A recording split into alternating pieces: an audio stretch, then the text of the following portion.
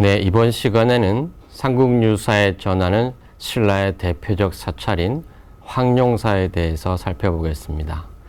삼국유사에는 황룡사에 대한 기록이 탑상편에 모두 세 조목에 걸쳐서 나오고 있습니다.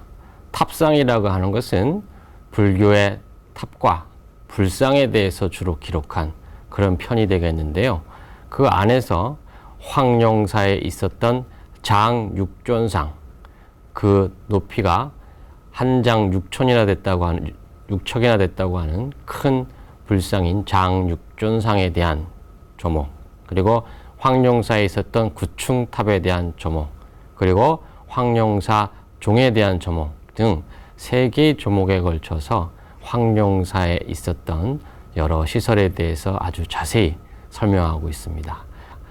이 황룡사는 그 이름에서 보듯이 황실, 왕실과 관계된 호국사찰로서 신라 수도인 경주의 그 중심에 위치하고 있다는 것만으로도 그 불교적 또는 정치적 의미를 충분히 짐작할 수 있는 신라의 대표적인 호국사찰입니다. 내용을 한번 들여다보면요.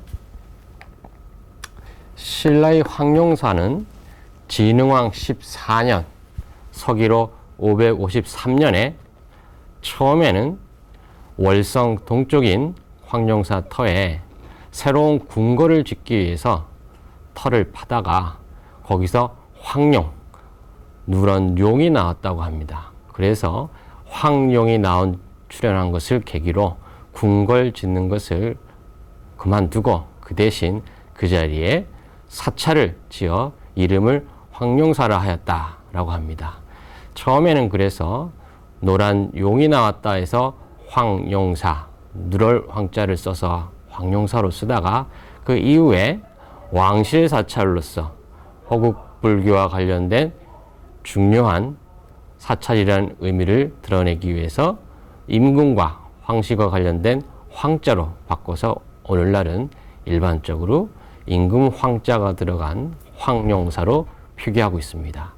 삼국유사에서도 이런 누를 황자와 임금 황자의 황룡사가 서로 같이 혼용되어 나오고 있습니다. 이렇게 누를 황자를 쓰는 황룡사는 황룡사가 처음에 새로운 궁궐을 지으려다 황룡의 발견을 계기로 사찰을 짓게 되었다는 그런 연기와 관계된 명칭이라고 이해할 수 있겠습니다. 이 황룡사는 진흥왕 때 처음 개창이 되었는데 처음 개창되었던 이 진흥왕 14년이라는 시기가 실제로 진흥왕이 어린 나이에 즉위하였기 때문에 이 무렵부터 실제로 직접 정치를 집정화했을 것으로 보는 그런 시각이 있습니다. 그래서 진흥왕이 이 무렵부터 직접 정치를 집정하게 되면서 그것을 기념하기 위해서 국가적인 사찰인 황룡사를 짓게 된 것이 아닌가라고 그렇게 학계에서는 이해하기도 합니다. 그런데 이 황룡사는 규모만큼이나 축조 시기가 상당히 오래 걸렸습니다. 그래서 삼국유사의 기록에 의하면 일단 17년 만에 완공은 되었다라고 하였습니다. 하지만 여기서 17년 만에 완공되었다고 하는 것은 주로 주요 정각과 그리고 그 주요 정각을 둘러싼 황룡사의 그 담장 시설이 완공되었다는 것으로 그 정각에 들어갈 불상이라든지 또 사찰에서 빠질 수 없는 탑이라든지 같은 주요 시설은 아직까지 완공되지 못한 반만의 완공이라고 할 수 있겠습니다. 황룡사에 금당에 모셔졌던 불상이 바로 장육존상이라고 알려진 불상인데요. 이 장육존상이 황룡사에 모셔지게 되는 그 경위에 대해서도 삼국유사 황룡사 장육조에서는 아주 자세하게 설명하고 있습니다. 인도의 아유광이 3번이나 조성을 하려다가 실패한 그 장육존상을 신라에서는 진흥왕 때 한 번에 주조에 성공했다라고 그렇게 설명하고 있습니다. 이것은 그만큼 이 당시 신라에서의 주조 기술과 또 불교에 대한 그런 관심이 지대했음을 알려주는 그런 사실이라고 할 수 있겠습니다. 그래서 574년에 장육존상을 만들어서 황룡사의 금당에 안치했다라고 합니다. 장육이라는 것은 일장 육척의 그런 큰 높이를 가진 그런 불상이다. 그런 뜻을 의미한다고 하겠습니다. 그 뒤에 계속해서 황룡사에는 불탑이 만들어지게 되는데, 이 불탑이 만들어지는 과정은 진흥왕 때가 아닌 그 다음에 세월이 한참 지나 선덕여왕 때에 가서야 다시 이루어지게 됩니다. 선덕여왕 때 당시 중국 당나라에 들어가서 유학했던 자장스님이 오대산에서 문수보살을 칭견하고, 그로부터 너희 나라 황룡사에 구층탑을 설립하면 이웃나라로부터 침입이 없을 테고 이웃나라가 와서 조공할 것이다 라고 하는 그러한 가르침을 받습니다. 그래서 자장스님이 귀국한 이후에 이것을 선덕여왕께 건의하여서 결국 황룡사에 645년 무렵에 자장의 건의로 황룡사의 구층탑이 설립되게 됩니다. 다 아시듯이 이 황룡사의 구층탑은 총 9층으로 구성되어 있는데, 그 삼국유사의 기록을 살펴보면은 각 층마다 가리키는 나라가 있습니다. 그래서 1층은 일본을 가리키고 2층은 중국을 가리키고, 이런 식으로 해서 맨 위에 9층은 예맥, 즉 고구려를 가리키는 곳으로 해서 이 층수에 각각 상징하는 그 주변의 나라들이 신라를 업신여기지 않고 신라를 침입하지 않게 하기 위해서 이 구층탑을 세운다라는 뜻을 삼국유사에서는 밝히고 있습니다. 다시 말해서 이 황룡사의 구층탑은 9라는 숫자가 바로 완성된 숫자로서 주변 나라들 모두 아우른 수치를 알 수 있겠는데요. 신라가 이 무렵 선덕여왕이라고 하는 여왕이 제2에 있던 시기로서 이웃나라로부터, 당나라로부터 많은 업신여김을 받기도 했습니다. 이것을 극복하기 위해서 구층탑을 건립함으로써 왕실의 권위를 높이고, 또 한편 국가를 방어하기 위한 그런 호국 의지를 각 구층탑에 하나하나 주변 나라의 이름을 상징하는 의미를 부여함으로써 이 구층탑을 건립함으로써 왕실의 권위와 신라의 국가를 지키겠다는 호국 의지를 드러내기 위한 그러한 대규모 공사, 불사였다고 그렇게 이해할 수 있겠습니다. 자장의 건의로 건립된 이 황룡사는 구층탑이라는 그 규모에서도 짐작할 수 있듯이 이곳에서 나온 찰주봉기라고 하는 기록에 의하면 총 높이가 200척이 넘었다고 합니다. 200척이 넘은 높이라고 한다면 단순히 계산해 봐도 지금의 한 60m 정도의 상당히 높은 규모라고 할 수 있겠습니다. 이 황룡사 구층탑은 그럼에도 목탑으로 이루어져 있었기 때문에 상당히 그 이후에 많은 재해와 전란의 위험 속에 노출되어 있습니다. 그래서 황룡사 구층탑은 선덕여왕 때 건립된 이후에 직후부터 계속 신라 시대에도 여러 번 번개를 맞기도 하고 보수가 다시 이루어지기도 하는 등등 많은 재해를 당하기도 했습니다. 그래서 신라 하대 경문왕 때 바로 이런 재해를 당한 황룡사 구층탑을 새롭게 보수하고, 그리고 거기에다가 구층탑이 만들어진 경위와 내력 등에 대해서 상세히 기록한 찰주봉기라고 하는 기록을 같이 넣어서 구층탑을 보수, 개수한 그런 기록을 남긴 바가 있습니다. 그 찰주봉기의 내용이 삼국유사에 인용되어서 전해지고 있는데요. 최근에 1960년대에 우연히 도굴꾼에 의해서 이 황룡사 구층 목탑에 봉안되었던 찰주봉기가 우연히 발견되어 세상에 알려짐으로써 이 찰주봉기의 내용이 알려지게 되었는데, 삼국유사에서 인용하고 있는 찰주봉기의 내용과 그리고 1960년대에 알려진 이 찰주봉기의 내용이 서로 일치하고 있어서 삼국유사의 사례적 가치를 아주 여실히 아주 보여주고 있는 귀중한 자료가 되기도 합니다.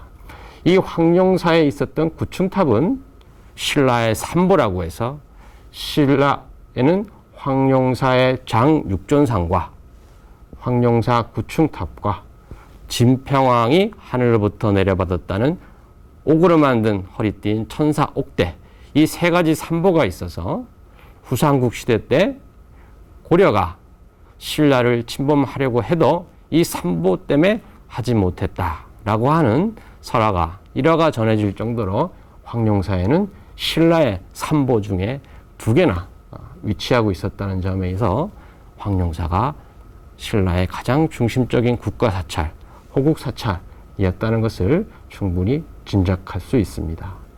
이 밖에도 황룡사에는 경덕왕 때 13년 753년 무렵에 산모 부인이 시주하여 만들었다고 하는 황룡사 종이 있었다라고 전해지기도 합니다.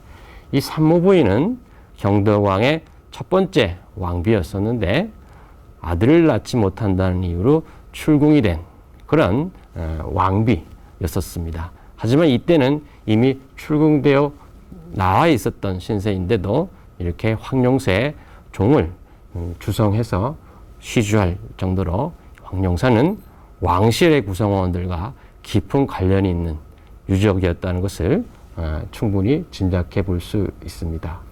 이 황룡사와 관련해서는 삼국유사의 황룡사 장육존상, 황룡사 구층탑, 그리고 황룡사 종 등 여러 조목에 걸쳐 설명되어 있듯이 많은 시설로 이루어진 그런 불교 사찰이었고요. 그러다 보니까 진흥왕 14년에 황룡사가 처음 개창되기 시작하였지만 장육존상이 574년 무렵에 안치되었고, 그 다음에 선덕여왕 14년인 645년 무렵에 황룡사 구층탑이 건립된 것을 보면 사찰로서의 완성된 모습을 갖추게 되는데 거의 100년 가까이란 오랜 시간이 걸린 대규모 사찰이라는 것을 우리가 짐작해 볼 수 있습니다. 황룡사와 관련된 몇몇 사진을 보면서 보충 설명을 해보겠습니다. 이 사진이 바로 황룡사지를 항공에서 찍은 사진인데요. 여기에 보이는 부분이 황룡사 터이고 저쪽 왼쪽 위쪽에 보이는 부분이 당시 신라의 왕성이 있었던 월성입니다. 그리고 이 사이 이렇게 연못이 보이는 부분이 유명한 안압지가 되겠습니다. 이 황룡사 터를 보게 되면 지금 이 가운데 있는 것이 바로 금당 자리가 되겠고요.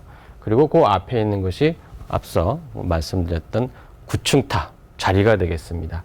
이 현재는 구층탑과 이 금당의 기초만 남아있는 그런 상황입니다. 이 주변에 회랑이 둘러싸고 있고 또한 이렇게 담장시설이 둘러싸져 있어서 상당히 규모가 큰 왕실 사찰이었다는 것을 짐작할 수 있고요. 이 주변 일대에 대한 발굴까지 이루어지면서 신라의 왕경을 구성하고 있었던 중요한 도로 유적까지도 확인하게 되어서 황룡사 유적은 황룡사뿐만 아니라 신라 왕경의 전체적인 도시 구조를 이해하는 데도 아주 중요한 그러한 유적이 되었습니다. 그래서 현재 사적으로 지정되어서 여러 학술적으로 계속해서 발굴 조사가 진행되고 있습니다. 다음 사진을 보시면요.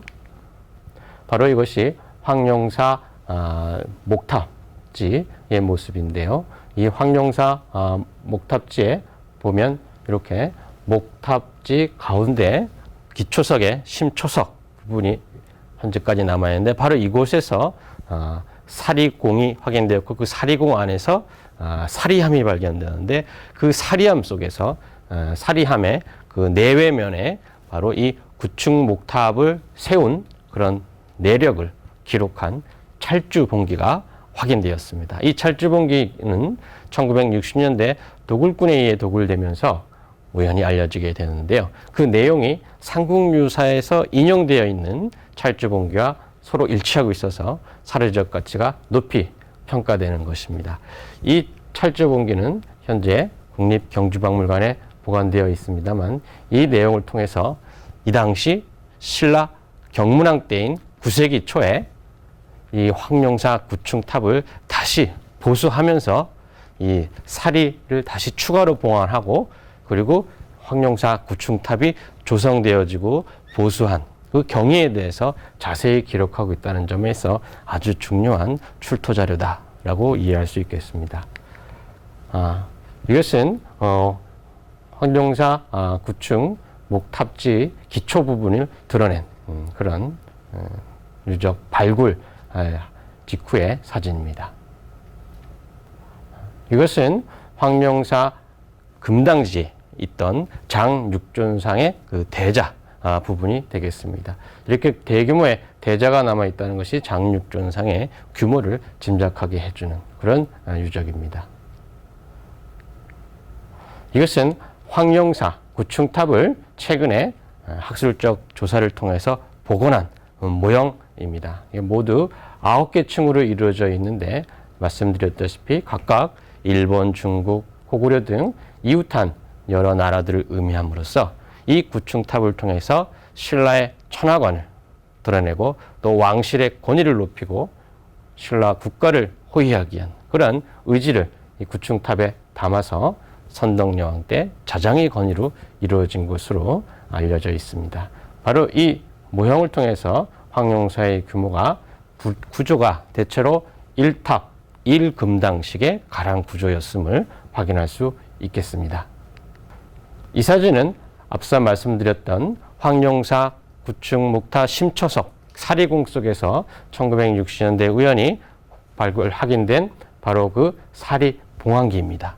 원래 사리함을 둘러싸고 있었던 사리 그 내함의 내외면에 이렇게 글자를 새겼는데 현재 한 900여 자 정도가 확인된다고 합니다. 그 내용이 삼국유사에 인용된 찰지봉기와 서로 일치하고 있다는 점에 있어서 삼국유사의 사례적 가치는 상당히 이를 통해서 높이 평가받고 있는 실정입니다.